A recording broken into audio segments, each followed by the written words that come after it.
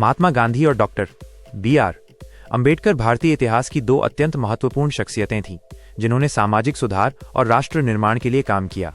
हालांकि उनके लक्ष्य समान थे, लेकिन उनके साधन और दृष्टिकोण में गहरे मतभेद थे। यहाँ उनके विचारों और मतभेदों का संक्षिप्त विवरण हिंदी में दिया गया है। मुख्य वैचारिक मतभेद, मेजर आइडियोलॉजिकल डिफरेंसेस। मुद्दा, issue, Mahatma Gandhi, doctor BR. Ambedkar, doctor BR. Ambedkar. जाति व्यवस्था, वह वर्ण व्यवस्था, श्रम विभाजन पर आधारित के समर्थक थे, लेकिन छुआछूत, अस्पृश्यता को हिंदू धर्म का कलंक मानते थे और इसे खत्म करना चाहते थे। वह पूरी जाति व्यवस्था को ही सामाजिक असमानता का मूल कारण मानते थे और इसका पूर्ण विनाश चाहते थे। उनका मानना था कि जाति व्यवस्था रहते छुआछूत कभी समाप्त नहीं हो सकता। सामाजिक सुधार का तरीका, वह नैतिक अपील, हृदय परिवर्तन और सत्याग्रह के माध्यम से उच्च जातियों को बदलाव के लिए प्रेरित करना चाहते थे।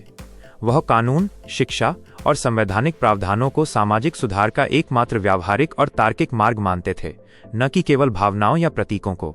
धर्म और दलित, उनका मानना था कि हिंदू धर्म के भीतर ही सुधार किया जा सकता है और दलितों को उनका उचित स्थान दिलाया जा सकता है।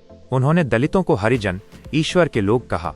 उन्होंने हिंदू धर्म के वर्णाश्रम व्यवस्था की कड़ी निंदा की और बाद में अपने अनुयायियों के साथ बौद्ध धर्म अपनाया, क्योंकि उनका मानना था कि हिंदू धर्म में दलितों के लिए समानता संभव नहीं है।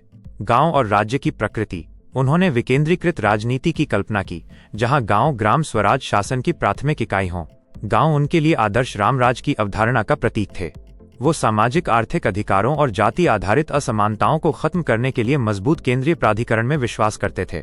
उन्होंने भारतीय गांवों को असमानता और शोषण का स्थान, बूचड़खाना बताया। राजनीतिक समाधान, उन्होंने पृथक निर्वाचक मंडल, सेपरेट इलेक्टोरेट्स का कड़ा विरोध किया, जिसके विरोध में उन्होंने पूना पैक्ट पर हस्ताक्षर किए, क्योंकि वो हिंदू समाज की एकता बनाए रखना चाहते थे। वो दलितों के लिए पृथक निर्वाचक मंडल के समर्थक थे, ताकि उन्हें राजनीतिक शक्ति और वास्तविक प्रतिनिधित्व मिल सके। साझा उद्देश्य, शेयर्ड गोल्स। मतभेदों के बावजूद दोनों नेताओं ने सामाजिक न्याय और अस्पृश्यता के उन्मूलन के लिए अथक प्रयास किया। दोनों ही शिक्षा के महत्व को समझते थे और मानते थे कि महिलाओं के अधिकारों और उत्थान के लिए काम करना जरूरी है। निष्कर्ष, कंक्लूजन, गांधी और अंबेडकर दोनों ही राष्ट्र निर्माण की दो अलग अलग विश्व दृष्टि का प्रतिनिधित्व करते थे।